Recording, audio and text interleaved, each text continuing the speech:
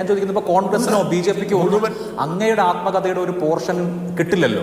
കാരണം അങ്ങേക്കും അങ്ങ് വിശ്വസിച്ച് ഏൽപ്പിച്ച ആളിന് മാത്രമല്ലേ അത് വേറൊരാൾക്ക് കൊടുക്കാൻ പറ്റുള്ളൂ.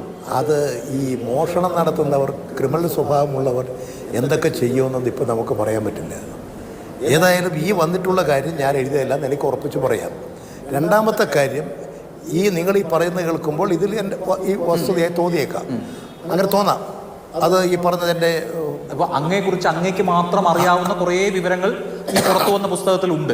അതുണ്ടോന്ന്, എന്താണെന്നുള്ളതും അത് സത്യമാണോ എന്നുള്ളത് നോക്കിയാലേ പറയാൻ പറ്റും. ഞാൻ ചോദിക്കട്ടെ, ഇപ്പോൾ കണ്ണൂർ ദേശാഭിമാനിയിലെ രഘുനാഥനെ ഇതിൻ്റെ പരിശോധനയ്ക്ക്, ഇതിൻ്റെ ഭാഷാശുദ്ധിയൊക്കെ പരിശോധിക്കാൻ ഏൽപ്പിച്ചിരുന്നല്ലോ.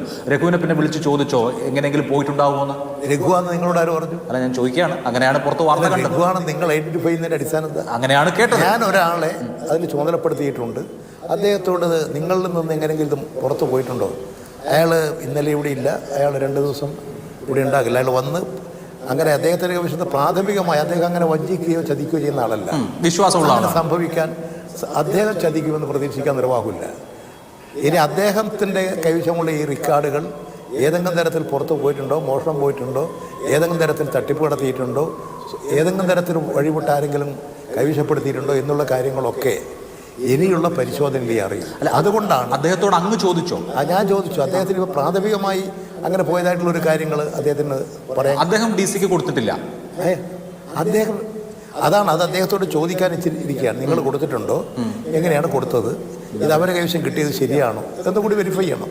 ഈ പറയുന്ന ഭാഗം ഞാൻ എഴുതിയത് തന്നെയാണോ എന്ന് പരിശോധിച്ചാലേ എനിക്ക് പറയാൻ കഴിയും. അപ്പോൾ അതിന് അദ്ദേഹം വേണം. ഞാൻ അതുകൊണ്ടാണ് ഈ പോലീസിൽ DGP-ക്ക് പരാതി കൊടുത്തത്. ഇത് സംബന്ധിച്ചൊരു അന്വേഷണം നടത്തണം. കാരണം പ്രസിദ്ധീകരിക്കാത്ത ഒരു പുസ്തകം, അതിൻ്റെ ആ പുസ്തകം തയ്യാറാക്കിയിട്ടുള്ള അതിൻ്റെ ആളായിട്ടുള്ള ഞാനറിയാതെ എൻ്റെ പുസ്തകത്തിലെ കുറേ കാര്യങ്ങൾ പ്രസിദ്ധീകരിച്ചിട്ടുണ്ട്. അത് ക്രിമിനൽ കുറ്റമാണ്. ആ ക്രിമിനൽ കുറ്റത്തിൻ്റെ മേലെ നടപടി സ്വീകരിക്കണം, അന്വേഷിക്കണം എന്നാവശ്യപ്പെട്ടിട്ടുണ്ട്. തീർച്ചയായിട്ടും. അല്ല, ഞാൻ ചോദിക്കുന്നത്, അപ്പോൾ വിശ്വസിച്ചേൽപ്പിച്ച ആൾ ഒരു കാരണവശാലും ചതിച്ചിട്ടില്ല എന്ന വിശ്വാസം അങ്ങേക്കുണ്ട്? അങ്ങനെ ചതിക്കുന്ന ഒരാളല്ല എൻ്റെ ഇന്ന് വരെയുള്ള അനുഭവം. ഇപ്പോൾ മാധ്യമപ്രവർത്തകനാണെന്ന് അങ്ങ് തന്നെ പറഞ്ഞു. ഇപ്പോൾ പാർട്ടിയുടെ മാധ്യമങ്ങൾ അല്ലാതെ പുറത്തൊരു മാധ്യമത്തിൽ ജോലി ചെയ്യുന്ന ഒരാളെ ഇത് ഏൽപ്പിക്കാൻ സാധാരണയിൽ EPA പോലെ ഒരാൾ ചെയ്യില്ലല്ലോ, അല്ലേ? അല്ല, മാധ്യമരംഗത്ത് കഴിവുള്ള പലരും രാഷ്ട്രീയക്കാർ തന്നെ, ഇപ്പോൾ CPM-കാർ ഇതെല്ലാം പത്രം ഓഫീസിലുണ്ട്. അപ്പോൾ ദേശാഭിമാനി അവിടെ നിർബന്ധമല്ല, പാർട്ടി മെമ്പർമാരുണ്ടല്ലോ.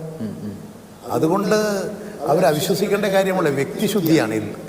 ഇദ്ദേഹത്തെ സംബന്ധിച്ചിടത്തോളം അങ്ങനെ ഒരു തെറ്റ് ചെയ്യുന്ന, ഇങ്ങനെ ഏതെങ്കിലും തരത്തിൽ ഇത് കൈവിട്ടു പോകാൻ സാധ്യതയുള്ള ഒരു ചതിക്കുന്ന ഒരാളായിട്ട് എൻ്റെ ഇന്ന് വരെയുള്ള അനുഭവത്തിലുണ്ടായിട്ടുണ്ട്.